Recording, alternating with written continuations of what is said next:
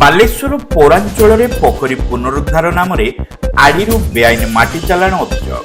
ମାମଲାରେ ଜଡ଼ିତ ବ୍ୟକ୍ତିଙ୍କ ବିରୋଧରେ କାର୍ଯ୍ୟାନୁଷ୍ଠାନ ଦାବି କଲେ କାଉନ୍ସିଲରଙ୍କ ସହ ପଢୁଆପଦା ଅଞ୍ଚଳବାସୀ। ବାଲେଶ୍ୱର ଷ୍ଟେସନ ଛକରେ ଖୋଲିଛି 1 ଓ 2 gram gold forming jewellery showroom. ଆଜି ହିଁ ଆସନ୍ତୁ ଆଉ ବାଛି ନିଅନ୍ତୁ ଆପଣଙ୍କ ମନପସନ୍ଦର ଗହଣା। SJ ଜୁଏଲ୍ସ, ସମାଜ ଅଫିସ ତଳ ମହଲା, ଷ୍ଟେସନ ଛକ, ବାଲେଶ୍ୱର। ବାଲେଶ୍ୱର ପୌର ପରିଷଦର କାର୍ଯ୍ୟକାଳ ସରି ଆସୁଥିବା ବେଳେ ଦିନକୁ ଦିନ ଏକାଧିକ ଅନିୟମିତତା ନେଇ ଆରୋପ ମଧ୍ୟ ଶାଣିତ ହେବାରେ ଲାଗିଛି।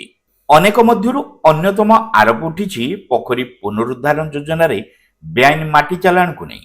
ମୁଖ୍ୟମନ୍ତ୍ରୀ ସହରୀ ବିକାଶ ଯୋଜନାରେ ବାଲେଶ୍ୱର ପୌରପାଳିକା ପକ୍ଷରୁ ସହର ମଧ୍ୟରେ ଥିବା ବିଭିନ୍ନ ପୋଖରୀର ପୁନରୁଦ୍ଧାର ସହିତ ସୌନ୍ଦର୍ଯ୍ୟକରଣ ଆରମ୍ଭ ହୋଇଥିବା କାର୍ଯ୍ୟକ୍ରମ ଅନ୍ତର୍ଗତ 8 ନମ୍ବର ଓ 9 ନମ୍ବର ୱାର୍ଡ ମଧ୍ୟସ୍ଥଳରେ ଥିବା ନ୍ୟୁ ପଢୁଆପଦା କଲୋନୀର ବିଶ୍ରାମ ପୋଖରୀକୁ ସାମିଲ କରାଯାଇଥିଲା।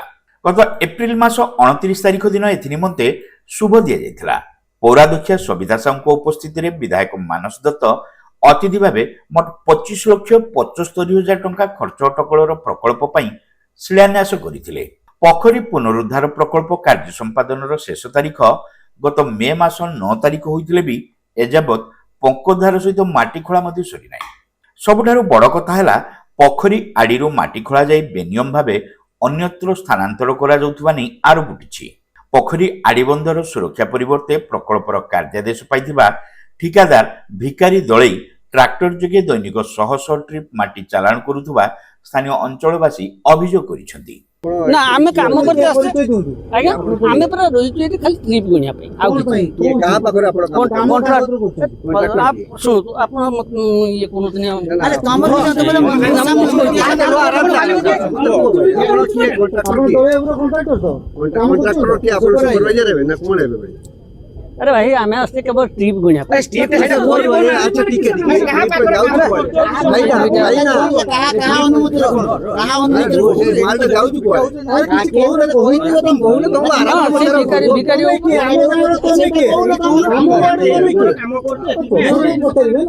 ना आपण जदी मना करी हम ऑर्डर मु किए बोली मु पळै जी बस ठीक अछि हमें आसी एठी से हमको मते कहिछि केते ट्रिप गला ट्रिपटा गुनी वाले गोला सेटा एटा उठाई पड़छि मारे केही ए गोला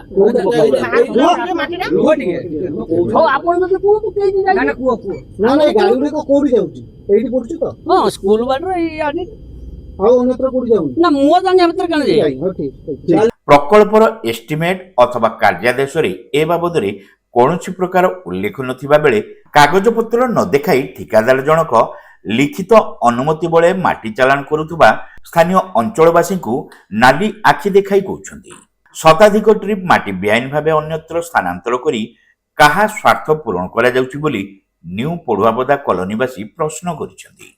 এই যে আমার গাঁরে যে পুকুরীটা খোলা হচ্ছে বুঝল না এ মাটি সব যাচ্ছে কোটি এ মাটি আম ইয়ে রহবা কথা আড়ি বন্ধ হওয়া কথা আউ ইয়ে মাটি 2 ରୁ 5টা পর্যন্ত এঠু গাড়ি নেকি ট্রাক্টর নেকি 2টা 3টা ট্রাক্টর নেকি চালিছন্তি বুঝল না কালি বি যাইছি আমার ট্রাক্টর মাটি হ্যাঁ না জনে বুলেটর আসিকি জনে কিଏ ତାଙ୍କ ତ ମୁଁ ଚେହେରା ଦେଖିନି କିନ୍ତୁ ଇଏ ତାଙ୍କ ହେଲମେଟ୍ ଲାଗିଥିଲା ବୁଲେଟର ଆଗେ ଗାଡ଼ି ବାହାରି ଗଲା ଟ୍ରାକ୍ଟର ତାପରେ ସେ ବୁଲେଟର ପଛେ ପଛେ ଗଲେ ଏଠୁ ମାନେ ଡେଲି 2ଟା 3ଟା ପାଖରୁ 5ଟା ଯାଏଁ ବାହାରକୁ ଯାଉଛି ମାଲ ସେ ତ ମୁଁ ତ ସଦାବେଳେ ରୁହେନି ଯେତେବେଳେ ରୁହେ ଆମର ଘରେ ମୁଁ ଦେଖେ ଯାଉଛି ଗାଡ଼ି କଣ୍ଟ୍ରାକ୍ଟରକୁ କହିଲି ଯେ ଏ ଯେ ସାଇଡ୍ ଖୋଳି ଦେଉଛ ତମେ ୱାଲ୍ ନ କରିକି ସାଇଡ୍ ଖୋଳି ଦେଉଛ ଯେ ମାଟିଟା ପକା ହେବ ସେ ତ ୱାଲ୍ଟା ଭିତରକୁ ଚାଲିଯିବ ନା ତମେ ଜାଣିନ କିଛି ଆମର ଯେମିତି ଇଏ ହେଇଛି ଅର୍ଡର ହେଇଛି ଆମେ ସେମିତି କାମ କରୁଛୁ ମାଟି କଣ୍ଟ୍ରାକ୍ଟର ନେଇକି ଯାଉଛୁ ମାଟି ତାର ଚୋରି ହେଲା କି କାହା ଅଫିସର କେଇଠି ଗଲା କି ସେ ନେଇକି କୋଉଠି ଦେଲେ ସେଟା ତ ଆମେ ଜାଣିନେ ଯଦି ଏକ୍ଜିକ୍ୟୁଟିଭ ଅଫିସର କହୁଛନ୍ତି ଯେ ଏଟା ବେଆଇନ ଅଛି ସେଟା ଚୋରି ଅଛି। ତେବେ ଏହି ପ୍ରକଳ୍ପଟି 8 ନମ୍ବର ୱାର୍ଡ ଅଧୀନରେ ହେଉଥିବା ପୌରପାଳିକା ପକ୍ଷରୁ ଦର୍ଶାଯାଇଥିବାରୁ ସ୍ଥାନୀୟ କାଉନ୍ସିଲରଙ୍କ ଜାଣତରେ ମାଟି ଚାଲାଣ ଚାଲିଥିବା ସନ୍ଦେହ ପ୍ରକଟ ପୂର୍ବକ ସ୍ଥାନୀୟ ବାସିନ୍ଦା 9 ନମ୍ବର ୱାର୍ଡ କାଉନ୍ସିଲର ସଞ୍ଜୀବ ଦାସଙ୍କୁ ଘଟଣାସ୍ଥଳକୁ ଡାକିଥିଲେ। ଶ୍ରୀ ଦାସ ମଧ୍ୟ ପୋଖରୀର ଅବସ୍ଥା ଓ ମାଟି ଚାଲାଣ ହେଉଥିବା ହୃଦୟଙ୍ଗମ କରି ସ୍ଥାନୀୟ ବାସିନ୍ଦାଙ୍କ ସହ ପହଞ୍ଚିଥିଲେ ପୌର କାର୍ଯ୍ୟନିର୍ବାହୀ ଅଧିକାରୀ ସିରିୟଲ ଶୁଭ୍ର ପଟେଲଙ୍କ ନିକଟରେ। ପୋଖରୀରୁ ମାଟି ଚାଲାଣର କୌଣସି ଅନୁମତି ବା ନିର୍ଦ୍ଦେଶ ନଥିବା ଶ୍ରୀ ପଟେଲ ମଧ୍ୟ ଦର୍ଶାଇଥିଲେ। ତୁରନ୍ତ ମାଟି ଚାଲାଣ ରୋକିବା ନେଇ ନିର୍ଦ୍ଦେଶ ଦେଇ ଶ୍ରୀ ପଟେଲ ଠିକାଦାରଙ୍କୁ କୈଫତ ତଲବ କରିବା ସହିତ କୌଣସି ପ୍ରକାର ଅନିୟମିତତା ଉପରେ ଦୃଢ଼ କାର୍ଯ୍ୟାନୁଷ୍ଠାନ ଗ୍ରହଣର ପ୍ରତିଶ୍ରୁତି ଦେଇଛନ୍ତି। ପୌରାଞ୍ଚଳର ବିକାଶ ନେଇ ସରକାର କୋଟି କୋଟି ଟଙ୍କା ଖର୍ଚ୍ଚ କରୁଥିବା ବେଳେ କିଛି ନ୍ୟସ୍ତ ସ୍ୱାର୍ଥ ବ୍ୟକ୍ତିଙ୍କ ପାଇଁ ଅନିୟମିତତା କାର୍ଯ୍ୟକଳାପ ବଢ଼ି ଚାଲିଛି ବୋଲି କାଉନସିଲର ଶ୍ରୀ ଦାସ ପ୍ରକାଶ କରିଛନ୍ତି। ବାଲିଆପାଳରେ ସାଂସଦ ପ୍ରତାପ ଷଡ଼ଙ୍ଗୀ କେନାଲ ଆଡ଼ିରୁ ମାଟି ଚାଲାଣକୁ ରୋକିବା ନେଇ ସଂଘର୍ଷ ଚଳାଇଥିବା ବେଳେ ବାଲେଶ୍ୱର ସହରରୁ ଦିନ ଦ୍ୱିପହରରେ ପୋଖରୀ ଆଡ଼ି ଖୋଳି ବେଆଇନ ମାଟି ଚାଲାଣ କରାଯିବା ଅତ୍ୟନ୍ତ ଦୁର୍ଭାଗ୍ୟଜନକ ବୋଲି କାଉନସିଲର ଶ୍ରୀ ଦାସ କହିଛନ୍ତି। ଏହିଭଳି କାର୍ଯ୍ୟ ପଛରେ ଥିବା ବ୍ୟକ୍ତିଙ୍କ ବିରୋଧରେ ଦୃଢ଼ କାର୍ଯ୍ୟାନୁଷ୍ଠାନ ସହିତ ଚାଲାଣ ହୋଇଥିବା ମାଟି ବାବଦରେ ରାଜସ୍ୱ ଆଦାୟ ପାଇଁ କାଉନସିଲର ଶ୍ରୀ ଦାସ ଦାବି ଜଣାଇଛନ୍ତି। ଏଠି ଏବେ 9 ନମ୍ବର 8 ନମ୍ବର ଉନ୍ନତିକରଣ ପୋଖରୀ ଉଦ୍ଧାର ପାଇଁ ଗୋଟେ ଏବେ ଅଟକଳ 25 ଲକ୍ଷରୁ ଉର୍ଦ୍ଧ୍ୱ ଆପଣଙ୍କର ଶିଳାନ୍ୟାସ ହେଇଥିଲା। ତାହା 8 ନମ୍ବର ନାମିତର ରାଜନୀତି କରି କରାଯାଇଥିଲା, 9 ନମ୍ବରକୁ ବାଦ ଦିଆ ହେଇଥିଲା। ତା ସତ୍ତ୍ୱେ ବି ଯଦି ଉନ୍ନତିକରଣ ହେଉଛି 8 9ରେ ଆମେ ସ୍ୱାଗତ ଜିନିଷ। ସରକାର ତତ୍ପରତା ଅଛନ୍ତି, ସରକାର ସାହାଯ୍ୟ କରୁଛନ୍ତି, ସବୁ ପୋଖରୀ ଉନ୍ନତିକରଣ କରୁଛନ୍ତି। ବିଗତ ଦିନରୁ 5-10 ଦିନ ତଳେ ଆପଣ ଦେଖିବେ ପ୍ରିୟ ସାଂସଦ ଏବେ ରେଡ୍ କଲେ ଆପଣଙ୍କର ବାଲି ମାଫିଆ ମାଟି ମାଫିଆଙ୍କୁ ରେଡ୍ କରିକି ଧରା ପଡ଼ିଲା ଆପଣଙ୍କର କିଛି ଜାଗାରେ। ସେଇଭଳି କାର୍ଯ୍ୟକାରୀ ଆମର ଏଇ ଛୋଟ ୱାର୍ଡ 9 ନମ୍ବର 8 ନମ୍ବର ଆମର ପୁନରୁଦ୍ଧାର କରୁଥିବା ମାଟି ଆମର ଆଡ଼ି ବନ୍ଧା ହେବ, ଏଷ୍ଟିମେଟ୍ ଭିତରେ ଆଡ଼ିର ଅଛି, ଆଡ଼ି ଉନ୍ନତିକରଣ ହେବ। ୟାକୁ କାହିଁକି ସ୍ଥାନାନ୍ତରିତ କରାଯାଉଛି ପୋଲିସ ଲାଇନ୍ ସ୍କୁଲ ପଛପଟ ଏବଂ ଯେତେବେଳେ କେହି ରହୁନାହାନ୍ତି ଦିନ ଦ୍ୱିପହରେ ପାଖାପାଖି 100 ଟ୍ରିପ୍ 3-4ଟା ଟ୍ରାକ୍ଟର ଲୋଡ୍ କରିକି ବାହାର ସ୍ଥାନାନ୍ତରିତ କରାଯାଉଛି। ଯେତେବେଳେ ଗ୍ରାମବାସୀ ସେଇ ଯେଉଁ ଦଳେଇ ବାବୁ ଯିଏ କଣ୍ଟ୍ରାକ୍ଟର କିଏ ନେଇଛନ୍ତି ତାଙ୍କୁ ଯେତେବେଳେ ପଚାରିଲେ କହିଲେ ଆମ ପାଖରେ ଅର୍ଡ଼ର ଅଛି, ଅନୁମତି ଅଛି, ସରକାରୀ ଜାଗାକୁ ଆମେ ସ୍ଥାନାନ୍ତରିତ କରୁଛୁ। ସେମାନେ କହିଲେ ଗ୍ରାମ ଆମର, ପୋଖରୀ ଆମର, ତେଣୁ ଆମର ଉନ୍ନତିକରଣ ଆମ ଆଡ଼ି ବନ୍ଧା ହେବ, ତମେ କାହିଁକି ଆମ ମାଟି ନେଇଯାଉଛ? ଇଏ ରାଜସ୍ୱ ମାଟି ତ ଆମ ସରକାରଙ୍କର ବା ଆମ ଗ୍ରାମବାସୀଙ୍କର। ସେ କହିଲେ ନା ଆମର ଅନୁମତି ଅଛି। ତ ଆଜି ସେଇ କ୍ରମେ ସେମାନେ ମୋତେ ସ୍ଥାନୀୟ ଲୋକ ଗ୍ରାମବାସୀ ଡାକିଲେ ଏବଂ ମୁଁ ତାଙ୍କ କଥାକୁ ସମ୍ମାନ ଦେଇକି ଆମର ଏକ୍ଜିକ୍ୟୁଟିଭ୍ ଅଫିସରଙ୍କୁ ଯାଇକି ସାକ୍ଷାତ କଲି। ଏକ୍ଜିକ୍ୟୁଟିଭ୍ ଅଫିସରଙ୍କୁ ତାଙ୍କର ଗୁହାରି ଜଣେଇଲି, ତାଙ୍କୁ ଦାବିପତ୍ର ଦେଲୁ। ଏକ୍ଜିକ୍ୟୁଟିଭ୍ ଅଫିସର ତୁରନ୍ତ ଅର୍ଡ଼ର ଦେଲେ ଯେ ଆକୁ ତଦନ୍ତ ପରିସରଭୁକ୍ତ କରାଯାଏ ଏବଂ ମାଟି ସ୍ଥାନାନ୍ତରିତ କରିବା ପାଇଁ କୌଣସି ଅନୁମତି ନାହିଁ ଏବଂ ସାର୍ ଦେଇନାହାନ୍ତି। ତେଣୁ ଇଏ ରାଜନୀତିକରଣର ସ୍ଥାନୀୟ 8 ନମ୍ବର କାଉନସିଲରଙ୍କ ସହଯୋଗ ଅଛି ବୋଲି ଯାହା କଣ୍ଟ୍ରାକ୍ଟର ଏବଂ ଗ୍ରାମବାସୀର ଆମର ଏଠି ସବୁ ଯୁବକମାନେ କହୁଛନ୍ତି, ମୁଁ ତ ଜାଣିନାହିଁ। ତେଣୁ ତଦନ୍ତ କରାଯାଉ ଏବଂ ମୋର ଅନୁରୋଧ ମାଟି ଗୁଡ଼ିକ ସମ୍ପୂର୍ଣ୍ଣ ଯେଉଁ ରାଜସ୍ୱ ଆମର କ୍ଷୟକ୍ଷତି ହେଇଛି ବା ଚୋରି ହେଇଛି ତାକୁ ତଦନ୍ତ କରିକି ଯିଏ ଅପରାଧ କରିଛି ତାକୁ ଦଣ୍ଡ ମିଳୁ।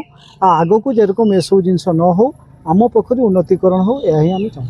ଆମେ ଦାବି କରୁଛୁ ଯଦି ୟାକୁ 7 ଦିନ ଭିତରେ ତଦନ୍ତ ନ କରିବେ ଆଗାମୀ ଦିନ ଆମେ ଜିଲ୍ଲାପାଳଙ୍କ ପାଖରେ ଅଭିଯୋଗ ରଖିବୁ ଏବଂ ଯିଏ ଅପରାଧ କରୁଛି ତାକୁ ଦଣ୍ଡ ହେଉ, ଆଇନଗତ ଦଣ୍ଡ ହେଉ।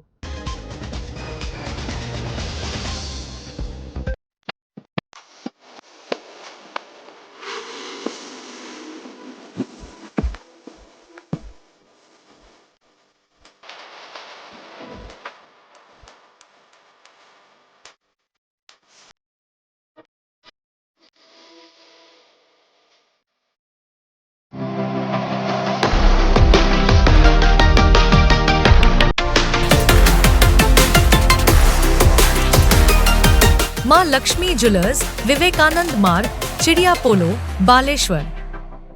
Welcome to Pratiksha Fertility and IVF Clinic, Baleshwar. With state-of-the-art facilities and cutting-edge equipment, we provide the highest standard of fertility care. Pratiksha Fertility and IVF Clinic, Baleshwar. Pipe किनिबा पूर्वरु पाइप रो पारिबा पणिया उपरे प्रत्येक प्रश्नर उत्तर आमे दबु। पानीर प्रखर जेते तीव्र हो अबा पानीर शिखर जेते उच्च हो, एमके प्लास्ट कंपनी रे निर्मित एमकेपी ब्रांड रो सुदृढ़ एवं दीर्घस्थायी पीवीसी एंड एचडीपीई पाइप्स सर्वदा नंबर 1।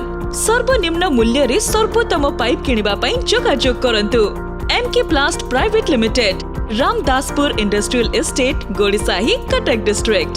पिन 754006। कॉल करंतु 8637278439 किबा ईमेल करंतु admin@mkplast.in।